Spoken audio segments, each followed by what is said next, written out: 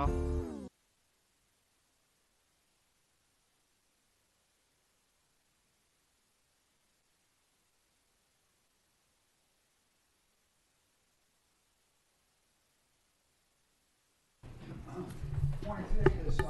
Good morning. Today's Tuesday, September 18th, 2018. This is a regular meeting of the Los Angeles Board of Police Commissioners. Madam Secretary, please call the roll. Good morning. Let the record reflect Commissioner Sobroff, Johnson, Bonner, and Figueroa Villa are present, and we have a quorum. Okay, do we have any public comments on the consent agenda items? We have one card on 1B. On 1B, okay, let's move 1A and C. So moved. Move a second. All in favor? Aye. Aye. 1B, 1B, we have Mr. Novick. okay. This is relative to a monetary donation in the amount of $6,120. Is he here for a week? Yeah, this is a LA Police Foundation. To support a study of LAPD taser use patterns and trends, I submit the easy way to deal with this is just to stop using tasers, which have been shown to be lethal in many cases. And I think that we've raised over and over again the fact that you're taking money from the Police Foundation, which is a conflict of interest for Mr. Soboroff. I've also asked over and over again for members of the Board of Police Commissioners to tally up how much money week after week is taken in on top of the huge budget of the LAPD. This week it's another $12,000. I think you ought to urge the donors to give the money to things that will reduce contact between the police and the public so that there will be fewer deaths and other forms of abuse, and that the needs of the people for housing and jobs and education and health care would be served much better by having those community organizations give the money to groups that are providing housing, providing health care, providing education to the public. We have a motion. Do we have any other public comments on 1A? I would just be curious about the scope of this. The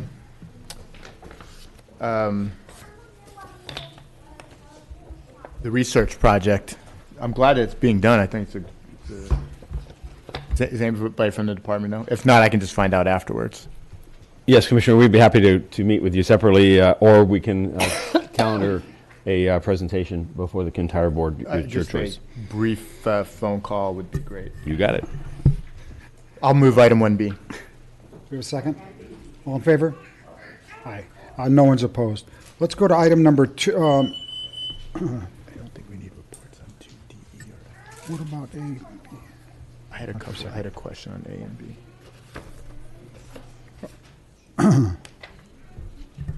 Did anybody have any comments or Anybody questions? have any comments or questions on? Let's go to D, E, and F first. We'll take them out of order. Does anyone have any comments on D, E, or F? We have one comment card on D. From a public comment, do we have any public comments on D, E, or F? Just one card on D. Okay, so let's move E and F. I'll move items 2E and 2F. All in favor? Anyone opposed? Okay, so those are moved. Let's go to number D. We have one comment card on D. We actually have two. We have Mr. Novick and Jonathan Foster.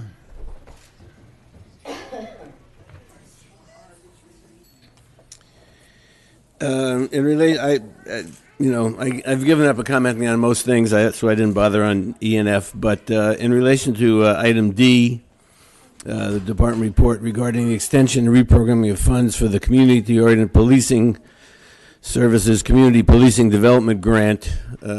Since there is a new member who probably hasn't heard my comments about this question before, according to the theoretical magazines of the policing industry, community-oriented policing is defined as the domestic equivalent of psychological operations in the military. That is to say, it's a method by which the police can try to control the thinking of the population or the target enemy. And I think community-oriented policing, in fact, is an aspect of the militarization of police. And I think you need to be conscious of this and aware of it and put a stop to it. That's your job. And I think if you're not informed about that, you should make yourselves informed about that. Some people have the illusion that somehow community-oriented policing is a more enlightened form of policing, but in fact it's part and parcel of broken windows policing, inequality of life policing, and it's part of the problem of policing here in Los Angeles. So I would urge you to reject any extension, any reprogramming of funds from 2014 into 2018 for community-oriented policing, because it's time to put a stop to that program. It is an aspect of militarization of police. It's an aspect of the police seeing the community as something to be controlled and subjected to their propaganda efforts to control the thinking of the population, and it leads to seeing people who refuse to be controlled in their thinking as an enemy and a target of police violence. Next speaker. Hi, I'm Jonathan Foster. September the 18th is my birthday. This is the day that Jimi Hendrix was killed in London. He was actually killed. So let's talk about National Center for Community Policing. I read this. Is your birthday? Yes, sir. Yes, sir. And I read the Happy Criminal birthday. Justice Reference Service on demographic change. There was race norming equals opportunity, civil rights. Bias and hate crimes was in demographic change. These changes are already challenging to the United States, as they call the melting pot. People that call themselves aren't Americans, so to speak, weren't American. The economic change, which is where, you know, people like you create businesses and jobs, and then the people on that get the jobs aren't being paid, and so they're having problems meeting their needs, and then they get busted by the police. There's an era of anxiety. Implications of these demographic economic changes continue out of the 80s into the 90s into the day. And in this report, they use the three words, New World Order. Boy, does that make me want to puke. And this was done in 92, okay? And then there's perceptions and facts. Perceptions matter as facts. A few decades ago, perceptions amongst whites and enlightens, and the North was racial, and the South wasn't, and there's problems with guns, drugs, and AIDS in the ghetto. Mr. President, the speaker's not speaking to the item before Yeah, it you. is to the item because So it's let's go on it's topic, please. sir. It's on this what you're talking about, community police. This whole report was put out on community policing, preparing for the 21st century, the role of police in community policing. The introduction to provide an overall context. So, what I've noticed is you ran for mayor in 2001. You know everything that's going on for the last 17 years. Hardly anything has changed. We're wasting our breath. Community has spoke up. You have done almost nothing. We have no other cards on this item, sir. I'll move item 2D. All in favor? Aye. Anyone opposed? Let's go to item number 2A, and we don't need a report, I don't believe, but Have some questions, though. do we have any commissioner questions on this? I didn't, Are you up for 2A and 2B? Yes, sir. okay. On 2A, I just had a question. Can you give me which bureau on the integrity test issue? Which commands had the two pass with comments? Where was it different divisions or was it the same division? Different, sir. It was different. Okay. I just wanted to make sure it wasn't sort of a pattern. And excuse me, sir, can you identify yourself for the record, please? Captain Tim Nordquist, Commanding you. Officer, Special Operations Division. Thank you. Thank you, Tim. And then in item 2B, what type of behavior would render a test inconclusive? Well, in this particular circumstance, that was a test which involved a related investigation that is still ongoing. So we are waiting on additional information to determine whether or not that test is a pass or a fail. Okay. So eventually you'll have a determination on it? Yes, sir. Okay. And the same thing, was it two different divisions that had the two pass with comments? Yes, sir. Okay. Those are all the questions that I Okay. had. I didn't have any questions on A or B. Did anyone else have any questions? No. Okay, do we have any public, thank you, sir. Do we have any public comments on 2A or 2B? We have 2 public comment cards on 2A and 2 on 2B. Okay. We have Mr. Herman. Is Herman on both A and B? Mr. Herman's on A and B. Okay, so let's go ahead. Herman, are you here? And who else is on? And then there? we have Jonathan Foster on 2A and Mr. Novick on 2B. Okay.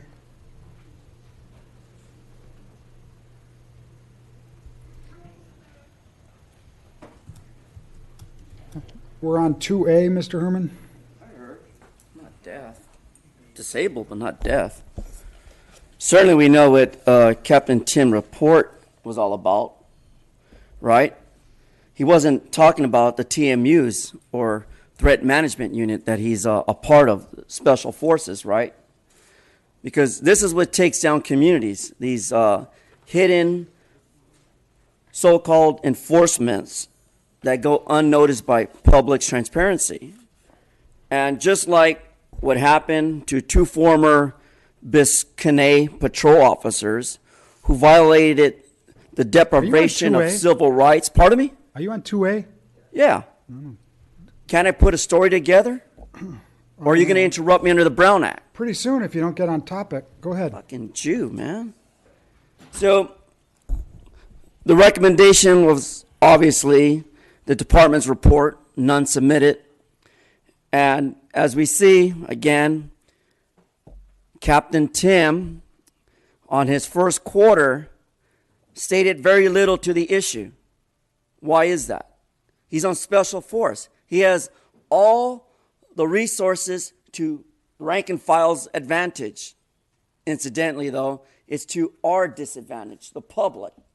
Because, again, he has no report, no findings, no pros and cons to why he's on a special force and what action his force is taking against the public. Now, for example, Mr.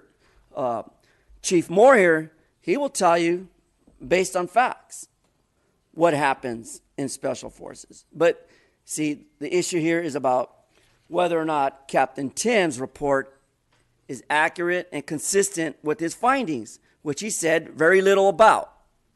And for that reason, the public takes offense under U.S. Code Section Title 18, 242, privileges.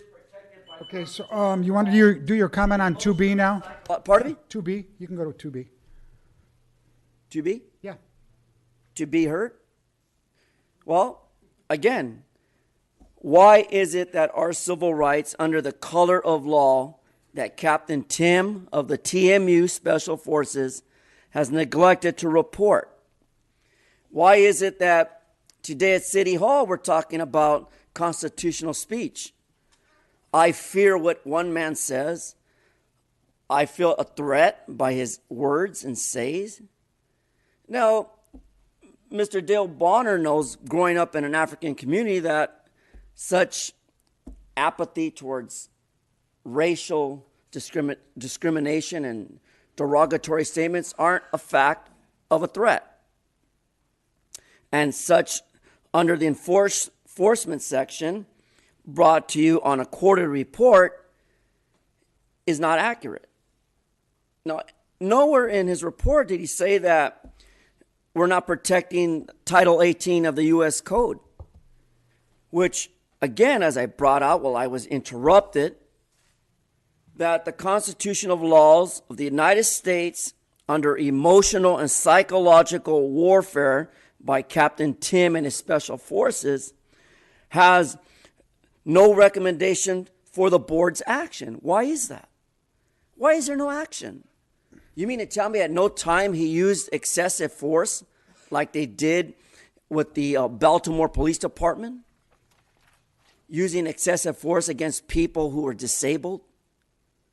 Now, Mr. Soboroff don't give a fuck about people's rights. All he cares about is development. Want to get back on topic? Okay. So, again, our civil rights and the intention or intentionally false remarks by Captain Tim. Who else is up on 2A? Jonathan Foster. Mr. Foster, 2A?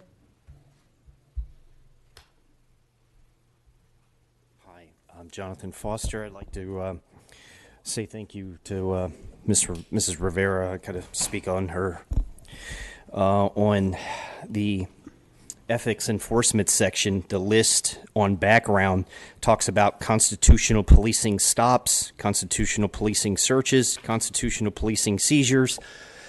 When they shot her son, none of that took place. There's a word called discourtesy. It was quite discourteous. Fits with it. Unbecoming conduct is also on there. That unbelievably unbecoming conduct. On methodology, on number 3, it says create a sense of omnipresence throughout the department with the goal of having employees handle each incident legally. What they did was illegal.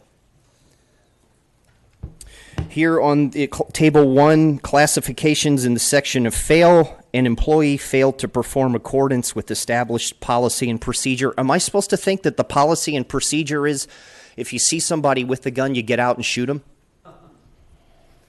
It doesn't follow anything that you've got written down here. And in the conclusion, each test of analysis is complete and presented to the commanding officer.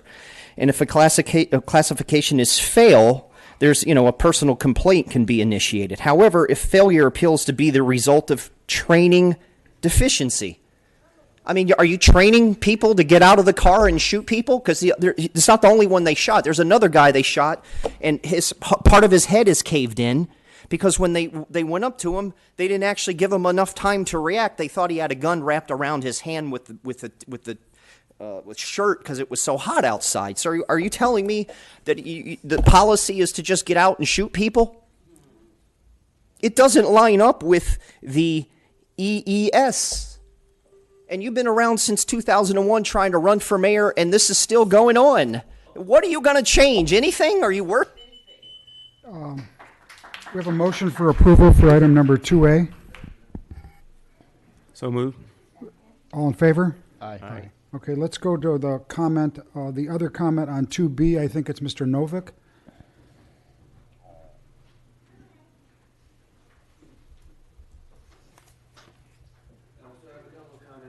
This one is, as I've mentioned to people before, constitutional policing is not the solution, and somehow enforcing ethical constitutional policing has not solved the problem here. Is proof of that.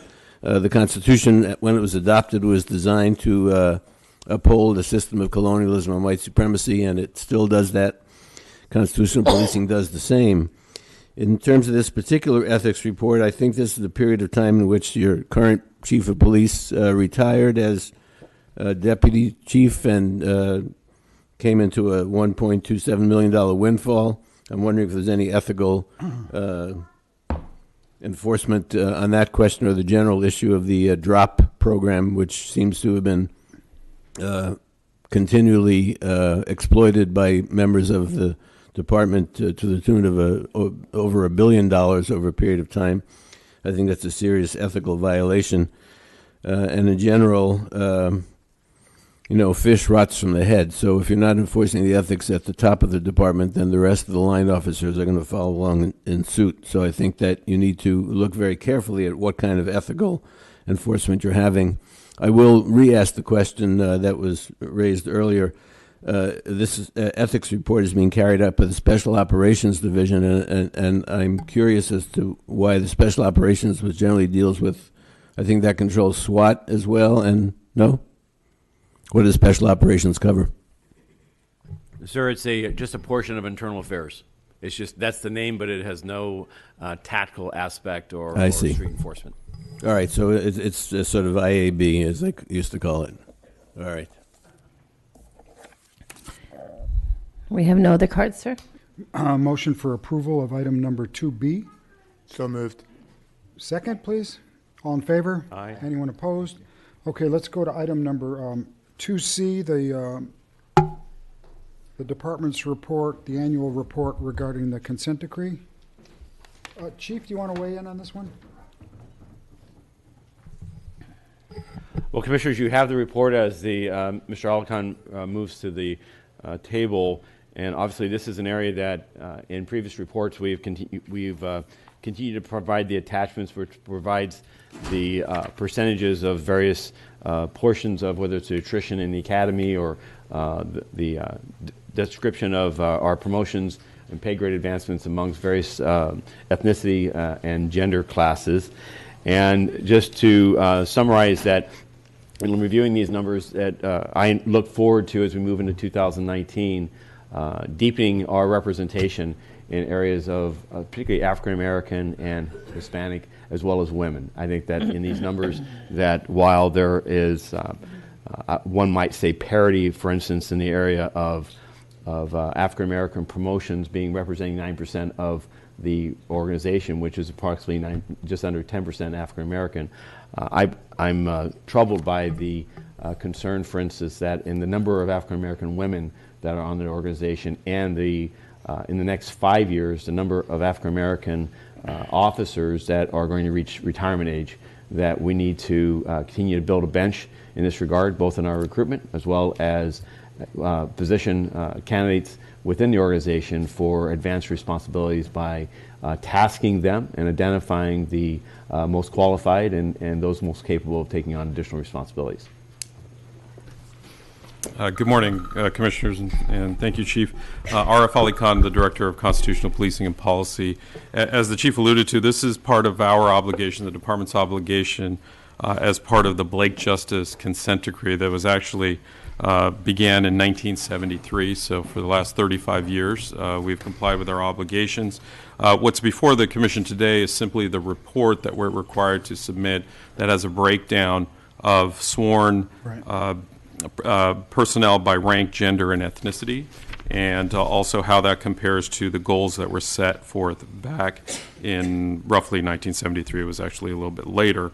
As you can see, we have those breakdowns in terms of our female composition of the department. Our long-term goal has been 20%, with 25% graduates. We are still hovering around 18.5% for female. That's been consistent with the last 3 years or so. Our applicants have actually gone up to 25% from 17% the prior year, and 22% graduating, which is actually an 8-point increase from the prior year. Also, as you'll see, in terms of minorities, we've remained fairly steady compared to the prior 2 years, as well as on the ethnic breakdown. We still, when compared to the different comparison groups, which include the city, the metropolitan statistical area, which is what the census looks at, which is both LA, Long Beach, and the Anaheim regions. In terms of how we compare to the city, we are overrepresented for white Americans by 3.2%, underrepresented by only 1% among Hispanics. Black Americans, we are overrepresented by 1.3%, and underrepresented in Asian Americans by 1.3%. The other groups are obviously much smaller. As the Chief indicated, the Department's looking very hard, not just among these larger groups, but also among gender and the particular groups, and taking the necessary efforts to promote those in recruitment as well as in promotions and pay grade advances. Those overall numbers, though, really mask a big problem. As Chief, you were alluding to, we have a large number of retirements coming up. And when you look at, I looked at two numbers, and this is not new information. This is obviously something that the department and the mayor's office and the personnel department has been focused on. But we're actually not making progress on African Americans. We're actually losing ground. If you look at P1s, the number of African American P1s is 6.5% of the department, which is significantly below the percentage of African Americans in the city. And then when you look at the last fiscal year of graduates, it's actually under 6%. It was 5.8% in recent graduates. So we're trending in a wrong direction. And when you couple that with the high number of African American retirements that we're likely to see over the next 5 years, we're gonna see a department that is that does not reflect the African American community. And even if you're just looking at a pure percentage basis of the saves, we've talked about in this room many times, that's not really indicative of the amount of time and amount of interactions that our African American community has with police officers. So this report continues to kind of highlight this problem that we, as much emphasis and energy as we've put on it, clearly we need to put more energy and emphasis on it to reverse ground here. Matt, for the last, I think, 6 months or so, you guys have had, there's been a subcommittee on this exact issue. There have been meetings with the mayor's office, personnel office. Has anything come from those meetings, in your opinion, that will help, that will define the action steps to deal with this issue, which has been a big issue for a long time? It's actually been something that we've been looking at for almost the entire time I've been on the commission, for almost 3 years, not just the last 6 months. And there has been, it's really, the approach has been right. It's very much a holistic approach, looking at how we recruit. Frankly, the city does not have a budget to go out and market itself, and we have to find innovative ways to spend the little money that we have to go out and recruit candidates. We've also spent a lot of time working with the personnel department and looking at our process and to see if our standards are applicable. Our standards have been in place for literally decades. Are they applicable for today's environment? We've looked at, and that's every step of the way, from the physical requirements to the background test, to the psychological test, to the lie detector test, really looking at everything.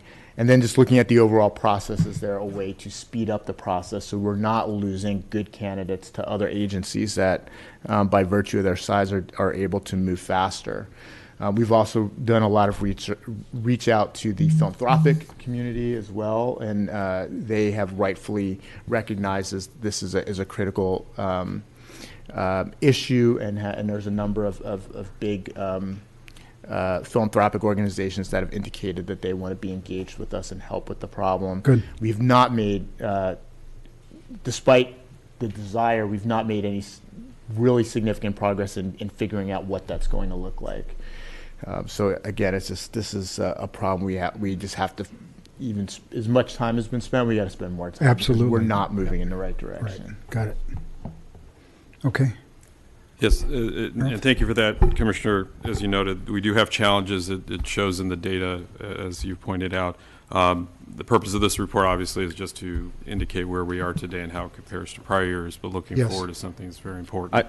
If the commission favors this, I would welcome an opportunity to have Chief Villegas, Chief Peters come within the next 30 to 45 days in advance of the fourth quarter report and talk about a little more detail the efforts of the innovation group with the mayor's office, as well as with more definitely interested in specificness that. what we're doing to the various points that Commissioner Johnson identified. And I'll just close by saying with this that this is both locally as well as nationally an issue, that the status of policing today and what was found by, for instance, the mayor's office and their Office of Innovation in surveying candidates who were likely or could be interested in this profession, their fear and the state of policing were identified as discouragers for applicants who would otherwise might find this career or this profession attractive amongst African American men and women, and particularly amongst their parents. So we have the marketing effort on this, the outreach and engagement. These are important matters that we've got to do to try to change that narrative. And again, I'm interested in if we can take some time of yours that would have this presentation. But also, I think it speaks to the importance of our community engagement strategies. That being in houses of worship, being in communities that are predominantly African American, in concentration, if you will, or focus to attract the next generation of officers is something that we're going to continue. Thank you. We should have the mayor's innovation team and the personnel department present as well. Yeah. Yes. And one other suggestion, Commissioners, this is an annual report, and what we can do for next year's annual report is make sure to suggest to agendize also Chief Villegas and others to give you a more detailed At the same time? understanding Sure. as we're going Okay. forward. Do we have any public comments? Any other comments? Just one question. What do we know about how we're doing compared to other departments? Certainly. I actually have that breakdown. And in particular, is anyone doing significantly better, potentially having any lessons that we might benefit from? Well, and looking at just some comparable size department, which typically we look at is the LA Sheriff's Department, we have 18.5% female. They have 18.1. We have 9.8% African American. They have 8.9, so we're a little bit higher there. And we also are about 3 points higher among Hispanic Americans. I know, I'm not directly involved with this, but I know the department does look to a lot of other departments to see what they are doing and I think what they're that should analyzing. be a part of this report too. Dale, is that where you're going with this? Yeah, but I think also, you want to look nationally at, what I mean. in jurisdictions with similar demographics and challenges, Correct. just to determine, you want to try to compare apples to apples Yes, as right. best as possible, but to determine really where we fit in that effort. I don't think it determines ultimately which way how much effort is put in, but it's just good to know, I think, how these efforts are comparing to other departments across the country.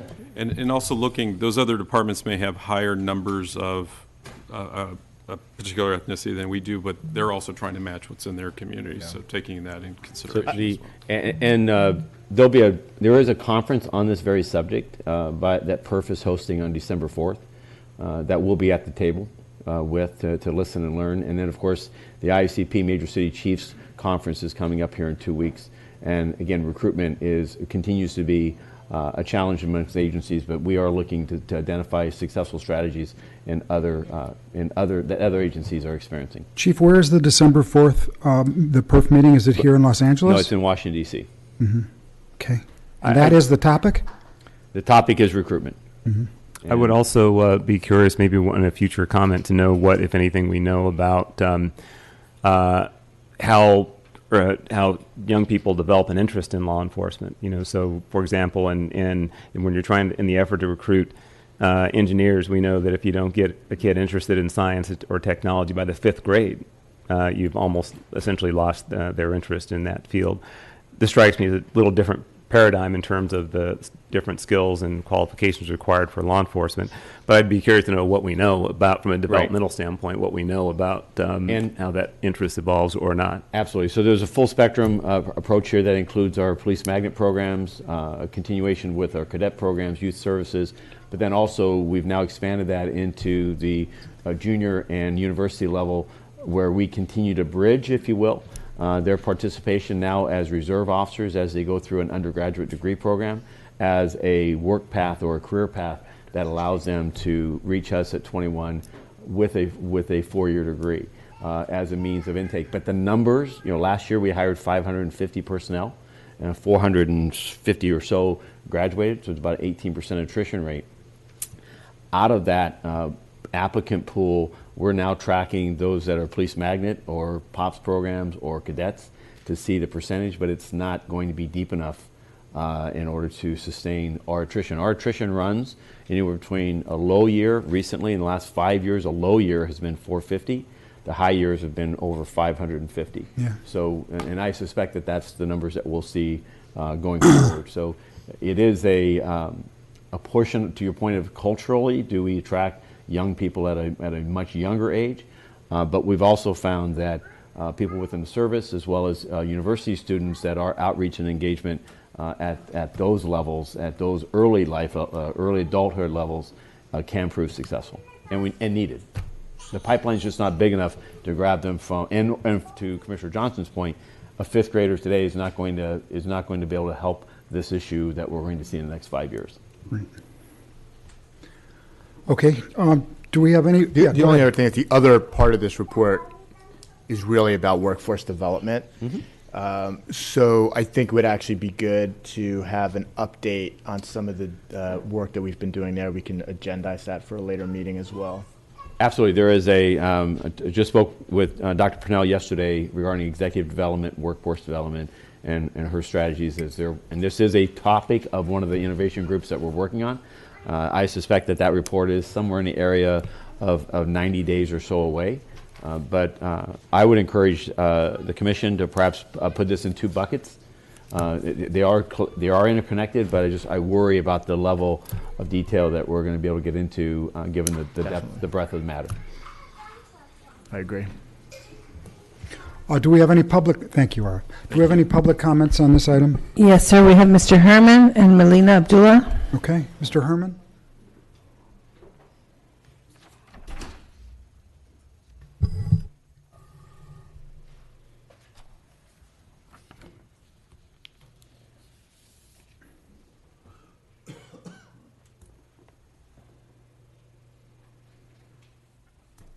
What item is it so I can stay on topic, sober off? Yeah, because you weren't paying attention. No, I was Item paying attention. 2C. You weren't paying attention. 2C. The same people I deal with at City Hall. 2C.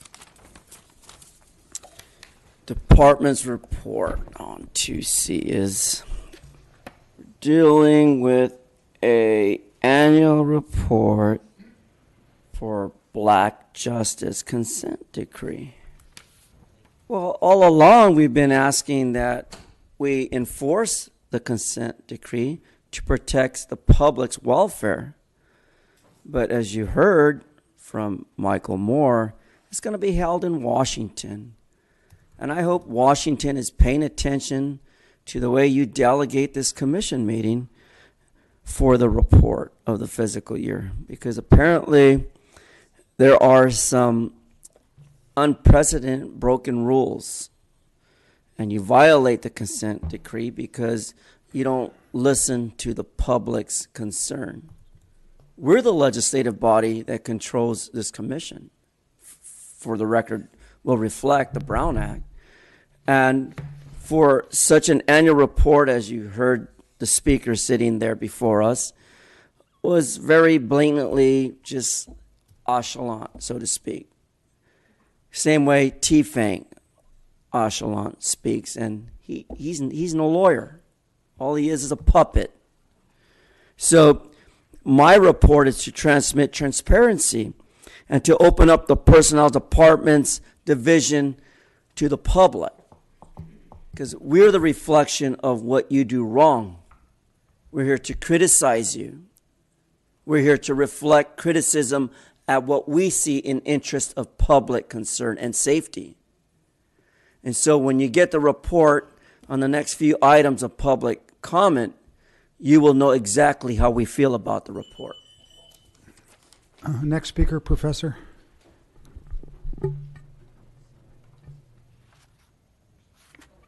C. So I just want to lift up one of the things that's happening that I hope that you all are paying attention to is Black people understand the way in which Black people are policed.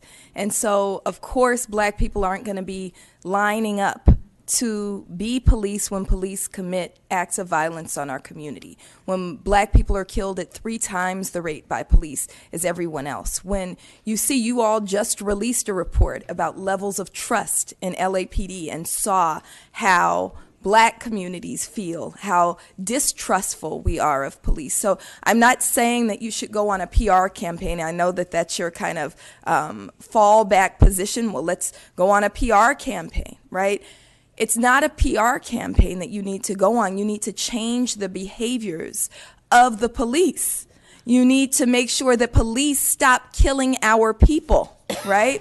Police need to stop abusing our people, and maybe there would be a different response. I also want to make sure, as a mother of 3 children, that it's not that you all invest resources. It's very alarming that I'm hearing, well, we need to start recruiting them younger. I don't want my children recruited to be cops. I don't want them recruited to be cops. What we've been saying since Moore took over is your expansionist view of policing is problematic.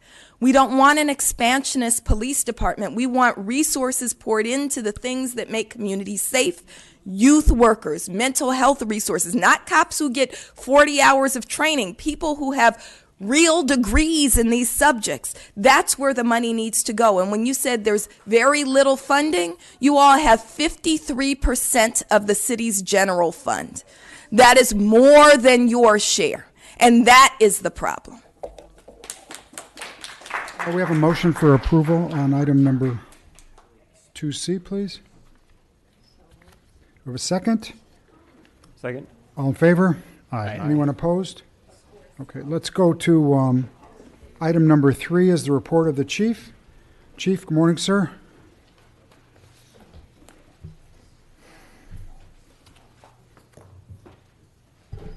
Good morning, Commissioners. This past week's been eventful with a number of community engagement efforts.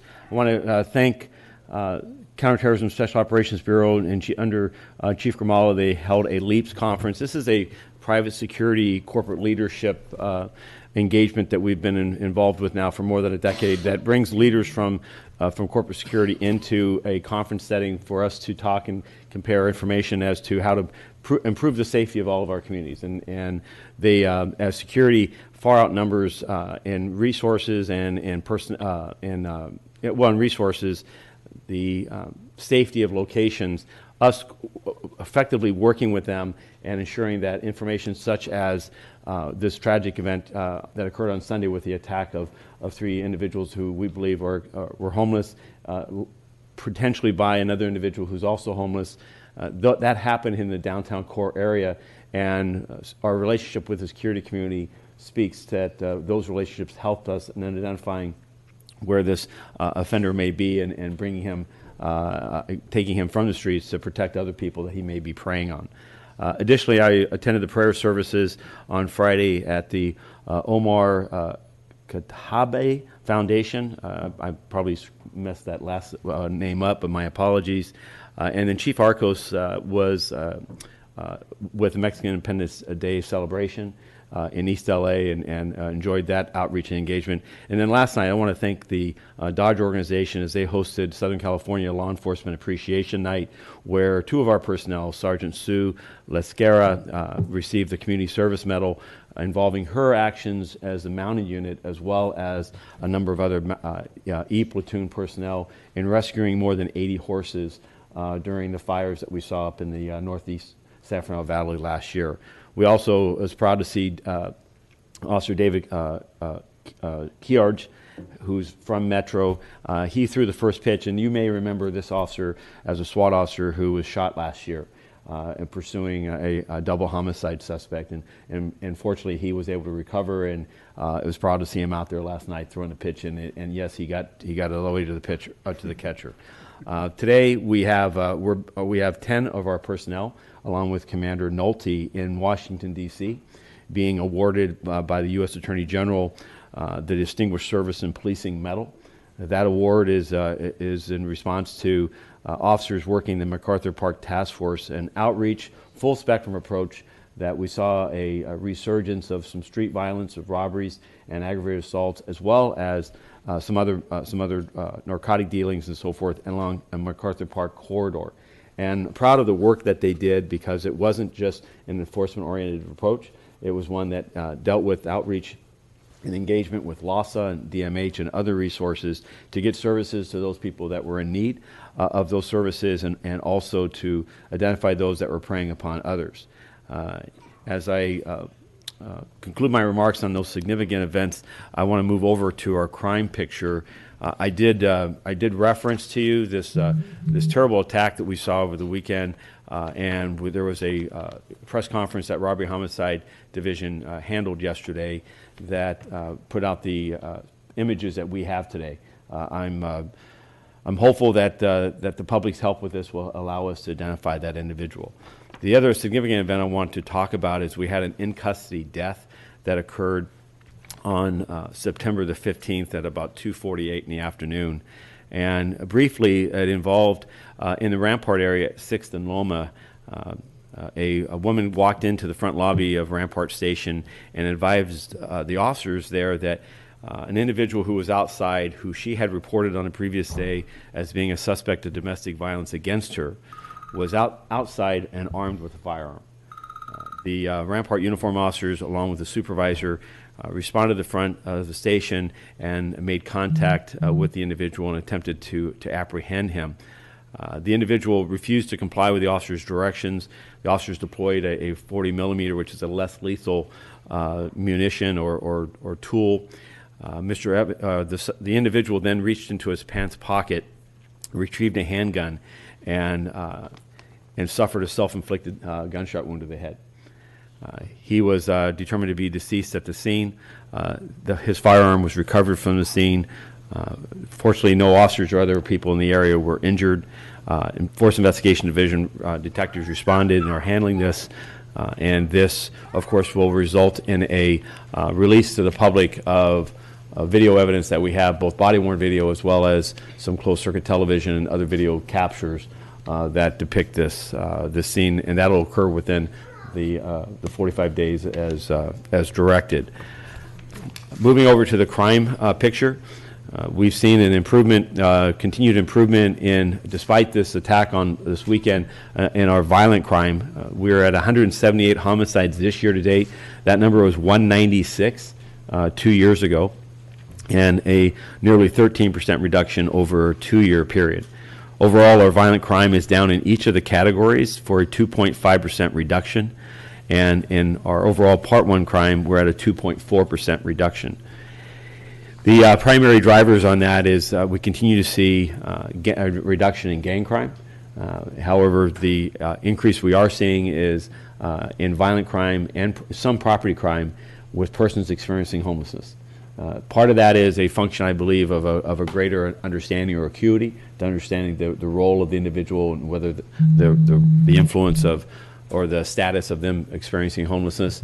But portion of it also is, I believe, a group, expansive group in the thousands, and it can be a very dangerous environment, living in an unsheltered, unstructured environment that many times represents people experiencing homelessness. I want to talk about officer-involved shootings. Year to date, as of the 17th of September, we've had 24 officer-involved shootings. Last year, that number was 36, and our 4-year average is 32. There've been a total of 10 fatal officer-involved shootings this year. Last year, that number was 13, and a 4-year average is just over 14. The other point I want to draw out on regarding our stats, and this is influencing our continued effort to move additional personnel back to the field, is that we've seen a 6% increase in our calls for service. That represents 40,000 additional calls for service, and those are primarily in the routine and urgent calls. And so our personnel are definitely feeling the impact of not just increased call load, but of course the technology that they must encounter using body-worn video. On our traffic collisions, we have an overall reduction in the number of fatal traffic collisions. We're down 4 fewer fatals this year versus last. And our motor vehicles versus PED, serious injuries and deaths are down 4.6%. However, our cyclists or bicycle-involved collisions involving serious injuries and death continue to be in a double-digit increase. We've had 93 serious injuries or deaths involving a bicyclist this year versus 79 last year. So our enforcement efforts continue in regards to traffic enforcement as well as education and awareness to center primarily on pedestrians and cyclists. Seeing those are the areas that we're seeing the most significant increases. As to our sworn personnel, we have 9,979 sworn personnel on payroll, 2,967 civilians, 385 reserve officers, and 256 specialist volunteers. And our cadets stand at 1,428. And of course, I'm happy to answer any questions or hear any comments or concerns. Thank you, Chief. Thank you. Do we have any public comments on the Chief's report? Yes, sir. We have 5 comment cards. Okay. We have Mr. Novick, Valerie Rivera, Wayne from Encino, Jonathan Foster, and Mateo Nagasi. Is Wayne from Encino here? He's not here, sir. Okay, so we'll just go to the others. Okay.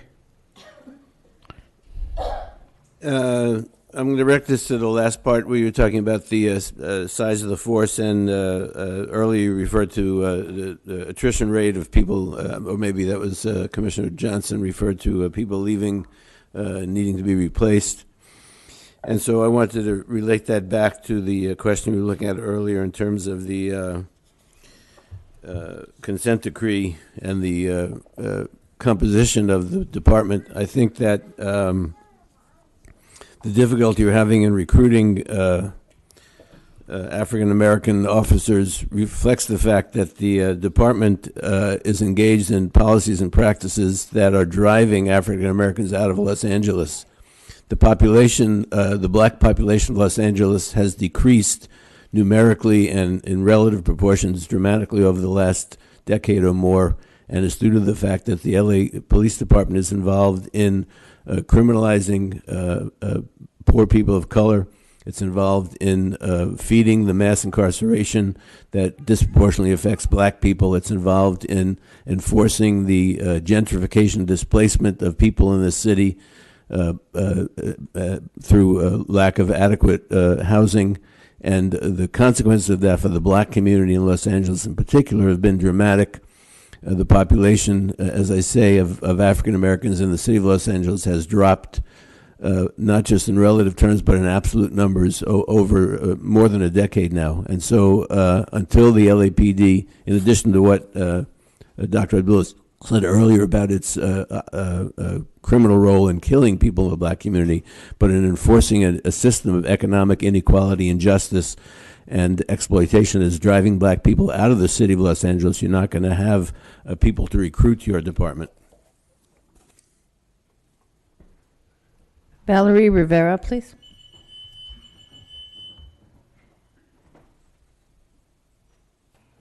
Good morning. Morning. Okay, let me just take a breather real quick. Chief Moore, I know you told me about right now earlier today that the city attorney is waiting on my lawyer. I'm gonna have to call bullshit on that. I'm sorry, but that's bullshit. The reason why I'm saying bullshit is because if that was the case, then why would my lawyer get a hold of me and let me know way over a month ago that the city attorney got a hold of him already? I mean, how could he possibly know that if the city attorney didn't get a hold of my lawyer? I think you need to get on the city attorney's ass about it, honestly. I'm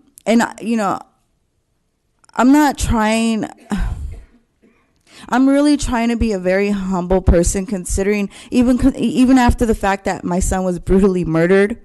And, I'm coming here wholeheartedly. And, all I'm asking for is some respect, and I know it's hard to put yourself in my shoes. I mean, you're not a mother, and you never lost a child the way that I have lost my son. And, but I'm just asking you, please put yourself in my shoes for a moment, because this is very important to me. And it has affected my life tremendously. And, when it comes to these kind of matters, like, I hold it, highly, because it's like sitting on the edge of my seat, waiting for something, and, I know my lawyer has already agreed. I don't know why the city attorney is telling you that he hasn't spoken to my lawyer. My lawyer let me know, hey, he stands by my side 100% with this meeting. And I'm not asking for an arm and a leg from you. I just want you to hear me out. I'm not going to come at you all crazy if that's what you're thinking.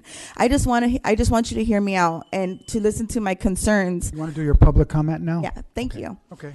Just to listen to my concerns with having these cops still patrolling and still working and carrying badges and guns because they were negligent.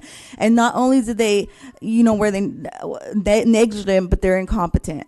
And they made at least a dozen mistakes. And out of those mistakes, they made some major mistakes by not putting their car in park, by tripping and falling and hurting themselves on their elbows, claiming that they thought they were shot. Like, come on, how can you really mistake that?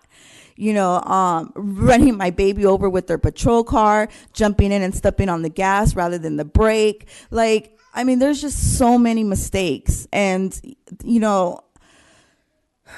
my son didn't deserve to be brutally killed like that. And, I just want you to hear me out. I come here every week. I don't come for this commission board anymore. I don't come to speak to y'all anymore because you guys ain't commissioning shit. And, you guys all you guys have done was pretty much lie about my son's brutal death to be in policy when we all know that's not in policy. And in fact, you guys, instead of commenting about the things that aren't in policy, you guys have decided to just overlook all that and totally skip it all in general. And the only thing that you guys can sit there and say is in policy is my son being shot 7 times. But how can that be? You know what they did? They violated my son's civil rights. Not only did they do that by taking his life, they violated mine's and his dad's civil rights by stealing our baby's life. And my son didn't even have a chance. They could have did some de-escalation. They could have sat there and put their car in park. And they could have sat there and approached my son and then realized that it was a freaking squirt gun. And if they really had an issue, all they could have sat there and said was, get rid of it.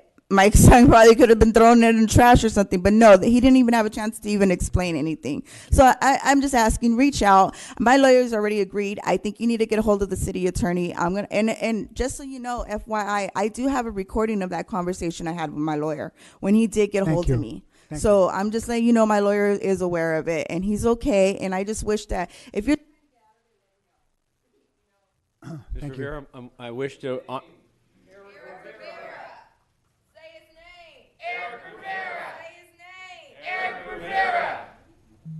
Mr. Rivera, I fully intend to sit down and meet with you. However, I will respect your representation by your attorney. I'm obligated to do that, and I think it is the right thing to do, and we'll have another conversation today with the city attorney relative to his conversation with your legal counsel.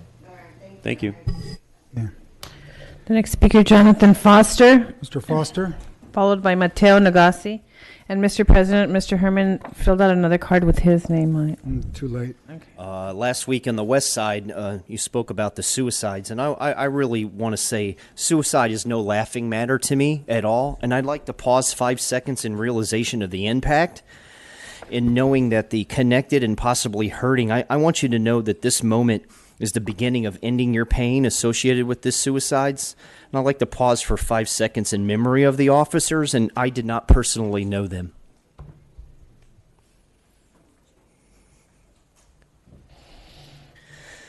I meant no disrespect when I spoke about peyote and the use on the West Side. It's a very important statement. I didn't connect because 2 minutes isn't enough time. The MAPS program is a congressionally approved use of Schedule III substance, ecstasy, MDMA, which was first made in 1912, and it sat on the shelf for 45 years. Nobody used it. And it has a very similar profile to peyote, LSD, and psilocybin. And I recommend any officer nationwide, if you're dealing secretly with suicide, to call the MAPS Foundation. I encourage the commission to utilize its potential because it's a congressionally approved program for U.S. military PTS sufferers, and it's been effective. Thank you to Dr. Albert Hoffman, the biochemist of LSD-25, otherwise known as acid. I'd like to thank Rick Doblin. In 1986, he started MAPS, and it's right now, it's in Santa Cruz, California. It's a nice drive up to right up there.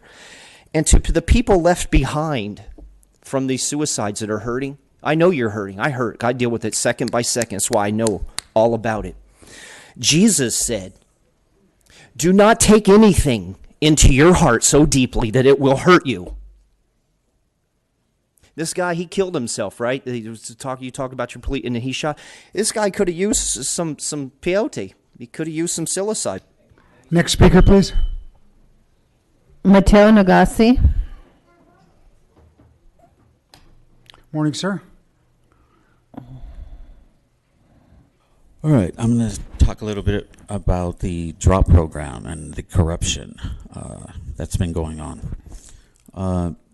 The drop program, since its inception in 2001, officers have taken leaves typically for bad backs. Sir, you can do that. This is on the report of the chief. If you want to talk about drop, you can do that during the public comment. Want to switch your card over to public comment?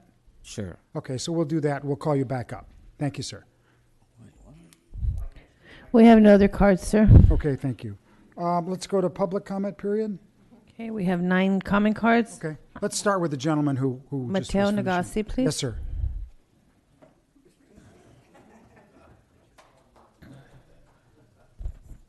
They're smiling. Okay, so yeah, I just wanted to talk about the corruption of the drop program.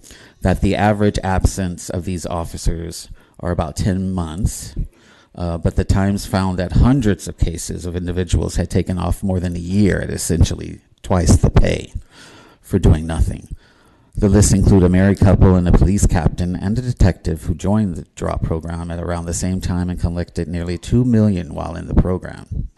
They both filed claims for carpal tunnel syndrome and other cumulative ailments about halfway through the program, and she spent nearly 2 years on disability and sick leave. He spent more than 2 years, according to the Times analyst of payroll. The couple spent at least part of their time recovering in their condo in Cabo San Lucas and starting a family theater production company with their daughter, with our tax dollars. A former firefighter hurt his knee by misstepping off the truck 3 weeks after ending the program. The injury kept him off the job for almost a year. Less than 2 months after the knee injury, he crossed the finish line in a half marathon in Portland. The Times revealed thousands of pages of workers' compensation files and tens of millions of computerized payroll and pension records from July 2008 to 2017 and found that the police and firefighters in drop were nearly twice as likely to miss work for injuries, illness, or paid leave. Drop participants have missed more than 3 million hours of work for leaves and sick time and been paid more than $270 million of our tax dollars for the unexpected time off. Let me see more. Okay. There is one officer that was, he came, sorry. Yeah, that's good. Thank you, sir. Okay, the next speaker, Michael Novick, You want to call some more so they can... followed by Mr. Herman, Paula Miner, and Adam Smith. Okay. Mr. Novick, this is public comment, sir. Yeah, I wanted to comment on the difference between the meeting last week in West LA and this one. Although there was also a phalanx of police there as well, there was no metal detector. People were not forced to empty their bags. There was no rule about not bringing a drink into the meeting as compared to this meeting. And I don't think it's simply because you're in the police administration building that you're more onerous here. I think it's because you did not want the people in West LA to know how onerous you are in general at your meetings about restricting public access and comment. So I think you should question yourselves about why you insist on meeting in this building. If this building is what's requiring you to have the metal detectors, then get out of this building. We've told you over and over again that all these weekly meetings should take place in the evenings in the community. And then you'd have a much more relaxed, freer, and responsive community engagement with your activities than you do inside the police administration building. The other part of my comment I think is related to the fact that the other thing that was missing from last week's meeting was a closed session. You did not address any officer-involved shootings, police employee discipline, dismissal, release, public employee performance evaluations whatsoever at that meeting.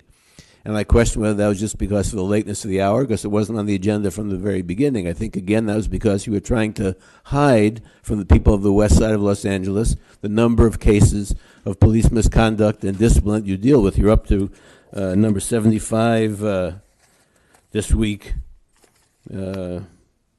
This one is a inmate custody death reclassification, but these are numbered numerically, and so you did not want people to know that there were 75 cases that you're up to from last year of these various kinds of dog bites, officer-involved shootings, and in-custody deaths. And so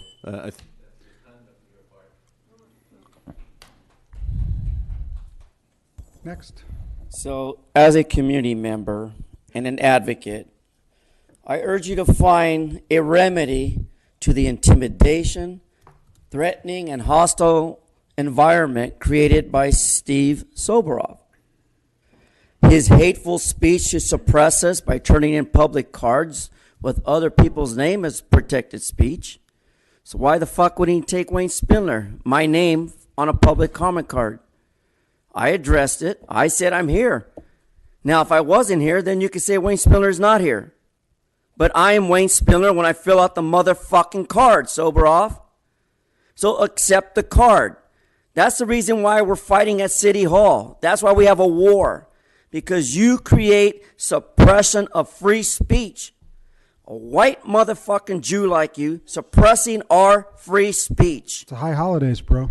I don't give a fuck what holiday it is. You go to church and you continue to kill innocent men and women in our streets and create a hostile environment to homeless people. You white fucking Jew. And for that reason, I request that you please take steps to ensure that you accept our public comment cards and afford us the same protections under the First Amendment. In addition, you're creating this hostile environment will be motivated by impermissible animus against protected speech. Council meetings and their transcripts reflect the same transcripts you hear why you devise an official plan to suppress us. You fucking Jews, why would you take a man's life and stick him on a Christmas tree? Why would you do that? What did that man do to you other than speak the truth the way we're here speaking the truth? You put a fucking innocent man on a tree, you nailed him to a stake, and you watched him fucking die over 33 pieces of silver. You white scumbag, Steve Soboroff. You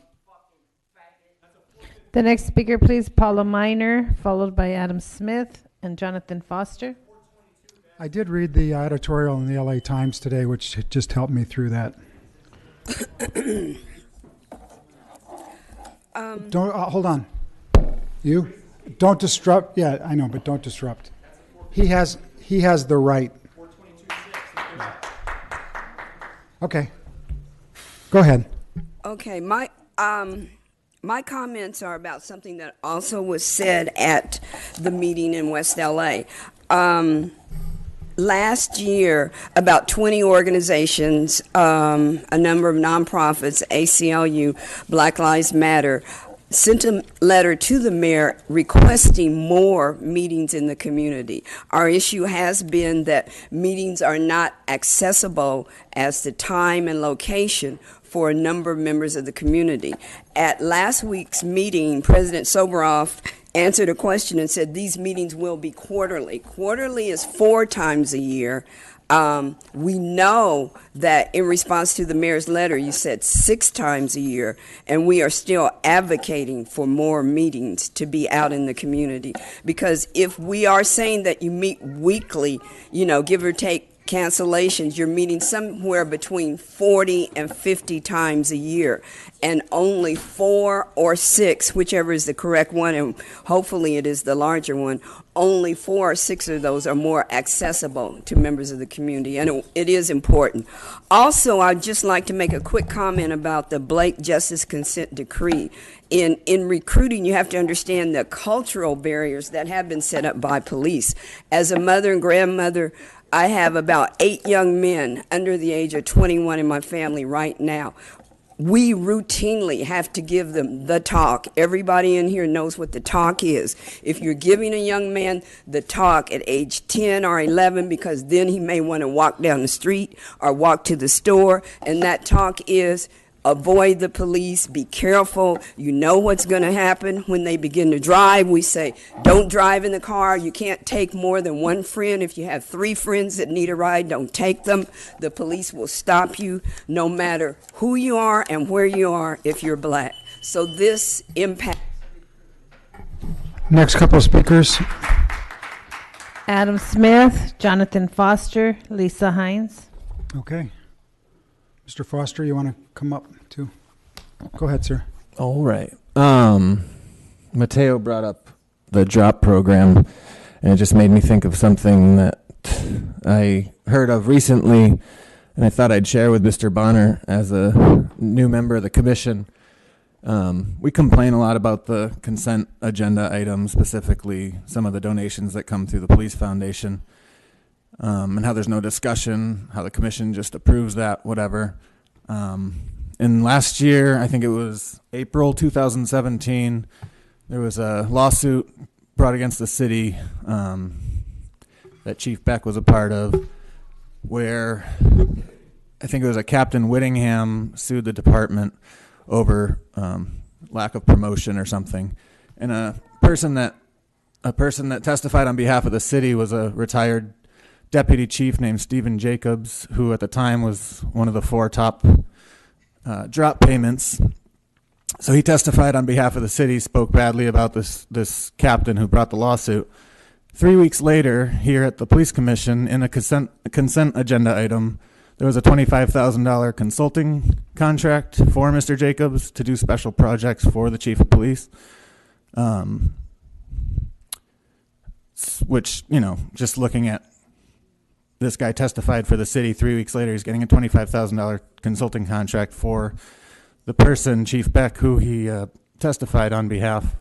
It just seems like it was a quid pro quo, and this guy already made $1 million off the drop program, so what the fuck did he need 25 grand for? But it just seemed like here's a payment, and of course this commission, as consent agenda items, that just passes right through.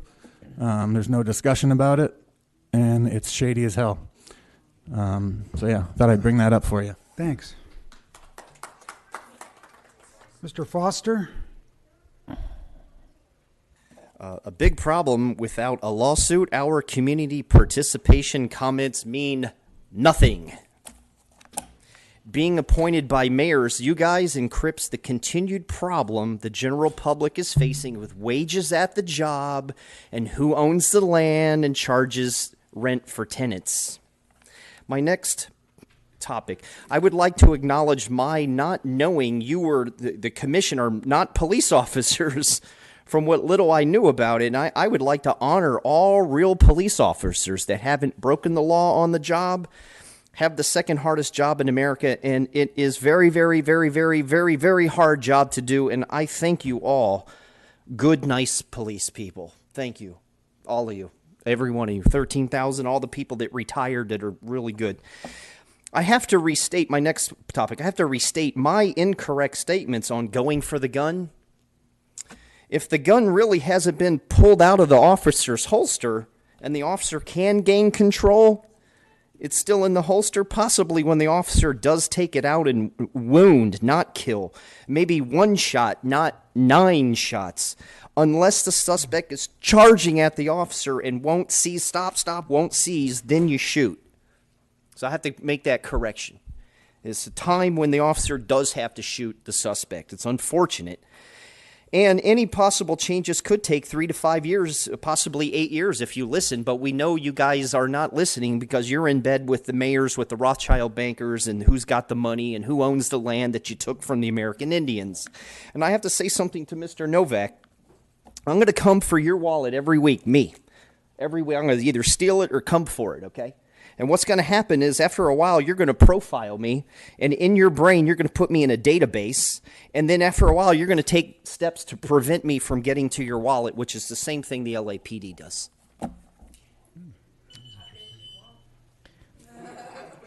Lisa Hines, followed by Bill Watkins, Mateo Nagasi, and Yvonne Michelle Autry. Morning. I have a letter from Mayor Garcetti, and I want to ask Chief Moore a question about it. I'm going to read it first. Dear Ms. Hines, it is my honor to share that with your blessings, I have directed the City of Los Angeles Mayor's Crisis Response Teams Training Academy to dedicate and forever name in honor of your daughter, Waukesha Wilson. The Academy offers a 7-week certification program that trains dozens of volunteers from every corner of our city to act as a liaison between emergency personnel, victims, and their families during times of loss and tragedy. Now I want to know, is this does this mean with the police, her name will be attached to the police, something to do with the police? I'm unaware of that letter, and we'll talk with the mayor's crisis response team, the coordinator there, to better understand the mayor's communication with you. Okay, now, when you do that, can you just find out when will this take place? 'Cause Absolutely.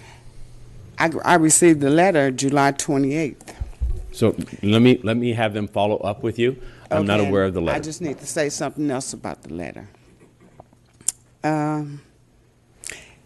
If it's not with the fire department or at a rec center or something, I don't want it. Okay. Because if it's dealing with the police, if it's attached to the police, it'll be defeating the purpose. Because they are the police department are the ones took my baby from me. Mr. Bonner, I don't know if you heard my daughter's case. Waukesha Wilson, she was killed March 27, 2016. They say she died from suicide, but if it's done on the inside, it's not a suicide. They, long story short, she died the 27th at 8:26 that morning. I spoke with her at 7:45 a.m., talked to her about 15 minutes. I done Googled it. To hang yourself, it takes 20 minutes to hang yourself. She was got into a altercation with an officer from 8 to like 6 minutes after 8. They say it was just a verbal altercation, but I dispute that. 20 minutes, they left her cell. They came back in 25 minutes, found her hanging from her cell, from her phone booth, a 11-inch cord. But they say she tied her shirt around her cord. When I first heard about it, it wasn't because nobody contacted me. I was at court on the 29th because that was her court date. That was Tuesday. She had already been there for 3 days. When I'm at court, they don't have her on the roster. And I'm asking everybody in the court building about my baby. They keep telling me she's not there. Maybe she's a late courting. So I stayed there until they closed. She never showed up. I walk out the court building and start calling the police stations. They telling me they don't have her. They don't know where she is. Then one police station tell me they trying to locate her. They don't know where she is. How you don't know where she is when you arrested her and she's in your custody? You gave her a court date. Then I'm going to ask you to make an appointment with Mr. Bonner because you're explaining something to him. Can I finish talking? You know, cause you don't want me to talk because you know why. Oh, no. You know why, Soboroff. You know why. It's going on 3 years. You're speaking to Mr. Bonner, so why don't you just make an appointment to speak with all these freaking lies because every day something else comes out. A year later, I found out the Officer Brianna Braden, she was fired due to my daughter's case. 21 minutes is missing of the tape, of the videotape. I didn't find that out for months. When they first said it, she was hanging from the phone booth. 2 weeks later, she was found in the middle of her cell, hanging with a shirt attached to her. The whole lie is just botched up. Thank you. It's a massive cover-up. And Michael Moore, Chief Moore, you don't seem to be like Chief Beck. I ask you, find it in your heart to reopen Waukesha's case because there's so many lies still there that we don't know about. We don't know everything. I don't know how this commissioning board came to the ruling that they were in policy, that no police officer did anything wrong when they didn't have all the facts. Johnson, you looking off like, here we go again. You damn right, here we go again. Because you know what? You say that report says that the 21 minutes missing was before she talked to me. How the hell Okay, thank you. We're going to move on now. How do you know? know Thank that. you. Next the speaker, damn please. tape was altered because when I saw Who it, do you have guess as the next what? speaker? It was a We big have old Bill attention Watkins. in there. Okay. That Mr. means Watkins, somebody sir. fucked with that tape. Thank you. Thank you. You know what? I'm not going to even go there with you, Soboroff. Thank you. Mr. Next Moore, speaker, Chief please. Moore, you seem like you want to be fair. You want to do the right thing. That was my daughter. That was my only child. She has a 15-year-old son. He was 13 when she died. He don't understand. He not today either. He don't. And it seems like yesterday this happened because I'm still hearing my baby say, "Mommy, help me. They are hurting me."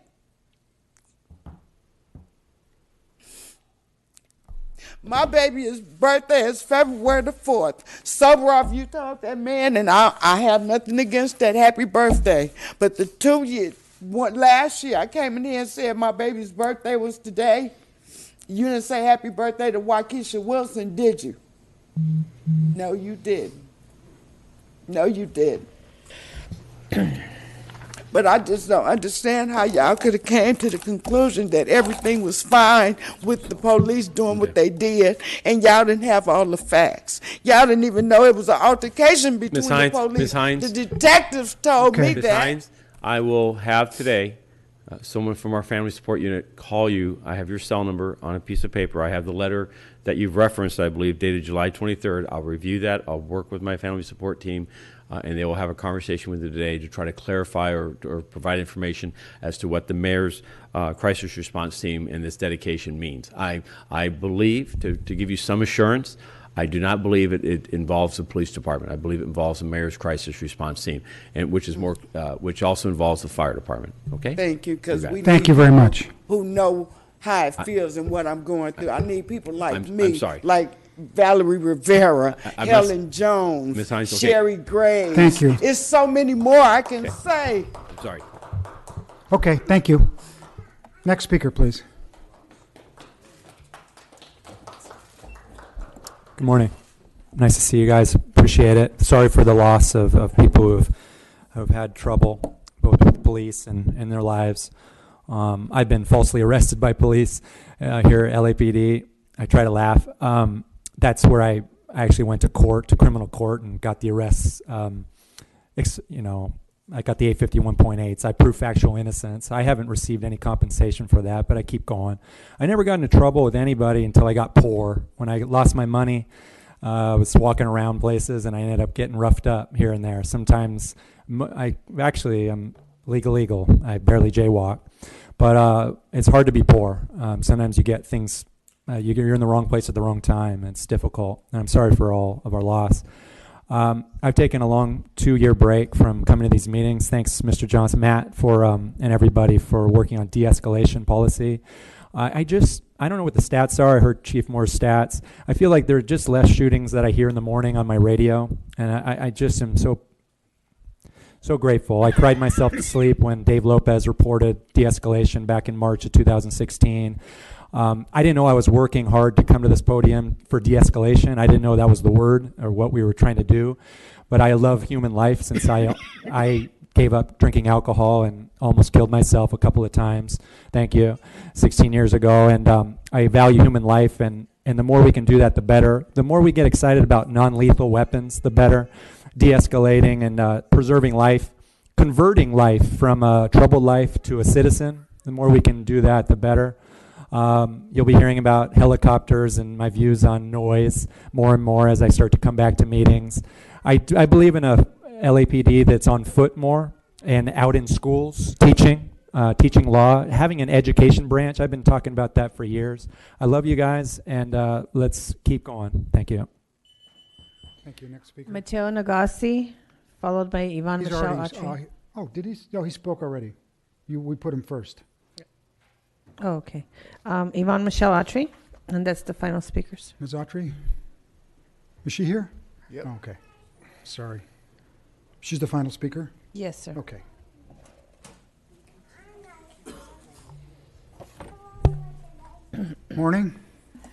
Yes. Yes, good morning. Yes, I just want you to know I have to invoke this. Again, I know you're low-level Illuminati.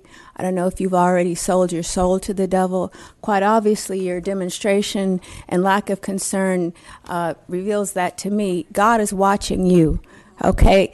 You want to arm the drone so you can murder more of us. I'm against that. I also want to reveal the sacrifice these, black women, these Hispanic young men, black men are sacrifices. A lot of these police officers are members of fraternities, which is low-level Illuminati. So they place us in the trash. They call us the turkeys. This is for sacrifice. I have been in that category labeled a terrorist for over 20, 25 years. My God keeps me. I would be dead. Last night, I had to call the police because someone vandalized and destroyed my bicycle. The police didn't come. The security guards were present, and they said they didn't see who did it. My bike was destroyed right in the front of the Gold's Gym. Okay, so I'm there, and then they send their CIA house Negroes, who I'm not fucking with. Okay, and they're mad because they can't entrap me and kill me and say that I'm a prostitute 5150 on crack, like most of the other black women that have been murdered, whether it was the Grim Reaper or the Strawberry murders, which were commissioned, and a lot of the police officers knew about this, CIA and FBI, because this is their fraternal ritual. Why can't you produce the video which you have? You can't kill me because my God keeps me. But how many other women, young men, have you murdered in this ritual? And you police officers know what's happening because you have to make a sacrifice so your soul doesn't go to hell. So you choose people, black women, I'm not a seductress, I'm not your sex goddess, and you can't fuck with me like that. So for this record, you produce the video, it's on your conscience, because you and also your children will have to answer. Okay, let's go to speakers on closed session items. We have Mr. Novick on 5A1 and Mr. Novick on 5A2. And that's it? And that's it, sir. Okay. Mr. Novick, that's on the canine contact. A part of it first before I get to the one. I didn't hear you. I said to talk about the A part of it first before I get to the one. It's you have canine contact requiring hospitalization, in custody death reclassification, and officer-involved shooting. So I just want to urge you to reclassify the in custody death of Waukesha Wilson, which you claimed was a suicide and in policy, and look at that again. In relation to 5A1, 5A2, and then 5A3, you have 16 different officers that you're looking at this week. Comments are on 5A1 and 5A2. Yeah. So you have 16 different officers total that you're looking at this week, and I think it behooves you to begin to look at this not as just individual discipline, but a systemic problem. I've said this to you over and over again every week when you have these closed session items. It's not just a matter of the individual actions of individual officers. It's what you set the department to do. And when you provide impunity for these things, you're encouraging further actions of the same kind. In this particular case of 5A1, it's a dog bite bad enough that somebody was sent to the hospital. That's pretty severe. You have 3 officers involved. I urge you to look at that very closely and not just rubber stamp finding that it's in policy. Okay. In relation to 5A2, you have an officer-involved shooting, involved party, someone named Johnson. I don't know about Mr. and Ms. Johnson, but one thing I do notice is that the dates are catching up a little bit. Historically, you've been a full year behind. This one is a November incident from last year, so perhaps that reflects the fact there are slightly fewer shootings within the year. But you have here 1 sergeant, 2 police officers, 3 plus 1. 1 police officer 3, 2 police officers 2, 2 police officers 1. That's 1, 3, 6, 8, 2, 4, 5, 7, 9 officers involved in the shooting of 1 man. So I think that reflects the fact, as I say, that it's systemic and that you're not just looking at individual actions. And I think that you need to, the same way you need to tally up the amount of money that you're accepting in these donations week after week, you need to tally up the number of officers involved in these incidents week after week and come to some conclusion about how the department as a whole can deal with these things in a better way. I think that as I pointed out in relation to the chief's remarks last week, you had fewer shootings, but more of the shootings were fatal this year. A higher percentage of those were fatal. And I think that that reflects the fact that it's not just one officer or one sergeant or one rookie, but it's a systemic problem, and you need to deal with it as such. There are no other comment cards. The Board of Police Commissioners will now recess into closed session to discuss item numbers 5A1, 2, and 3 in accordance with Government Code 54957.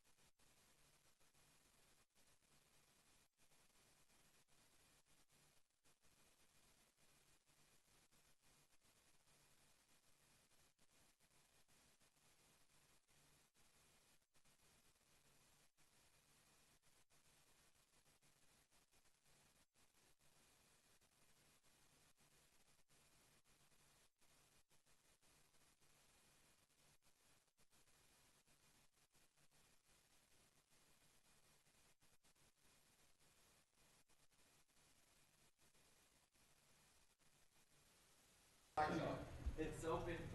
We can go. We don't need to wait for Steve. The Board of Police Commissioners has concluded its work in closed session. We are back in open session. In closed session, item number 5A1 was discussed and the chief's recommendations were unanimously adopted. In closed session, item number 5A2 was discussed and the chief's recommendations were unanimously adopted. And in closed session, item number 5A3 was discussed and the chief's recommendations were unanimously adopted. Is there a motion to adjourn? So moved. Second. All in favor? Aye. Thank you. Thank you. Thank you. That's right.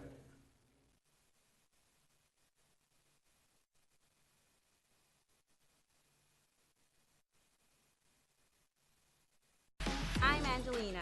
I'm Mike. And I'm Councilmember Curran Price, and we're proud to represent Los Angeles in the new night. You're watching LA City View 35. Your city, your channel.